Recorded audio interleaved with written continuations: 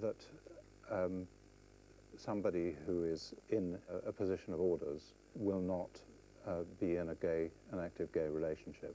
At the Lambeth Conference of 1998, a resolution was passed to the effect that that there were only two styles of life which were recognized in Scripture, that is marriage and chastity, and that there could be no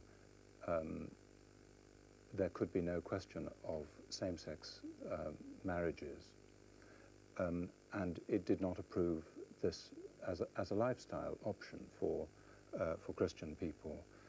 That was passed at the Lambeth Conference by a massive majority. And Colin, what's your reaction to that? I was at Lambeth.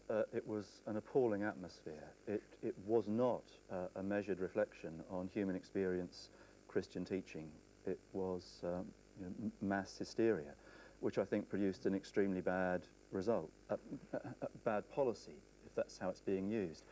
And lesbian and gay people were not contributing their voices to the process. You talked of mass hysteria then. Do you feel we're seeing mass hysteria now? Yes, absolutely. And a terrible misuse of language and truth. And I think that disturbs me as a Christian more than anything else, that something profoundly important to me as a Christian is being lost here. I don't live a gay lifestyle. If I'd said that you live a heterosexual lifestyle, I would think that was demeaning. I live in a loving relationship with a partner exactly the same as you live with your husband. And to be referred to as lifestyle is not acceptable to me. Fair enough, all right? Yeah. Well, one of the reasons why I think it's very unfortunate that the church has been pushed into this corner at the moment is, as you say, it is giving out very confusing signals, very unhelpful signals.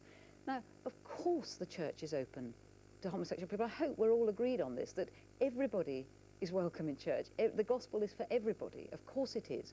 But that is not the message that's been given out by this issue being brought to a head, because traditionalists are having to say, wait a minute, although the church welcomes everybody, there is teaching, there is moral teaching that we mustn't fudge. But that doesn't get through because the press doesn't pick it up, because it's not sexy, because whatever. And so the fact that everybody is welcome at the foot of the cross is not getting over, and I think that is desperate. But I think Anne is talking about a conditional welcome. No, I'm not talking about a conditional welcome at all. Jesus was not conditional at all. So I'm welcome in the church, fully welcome, as an actively sexual partnered gay man.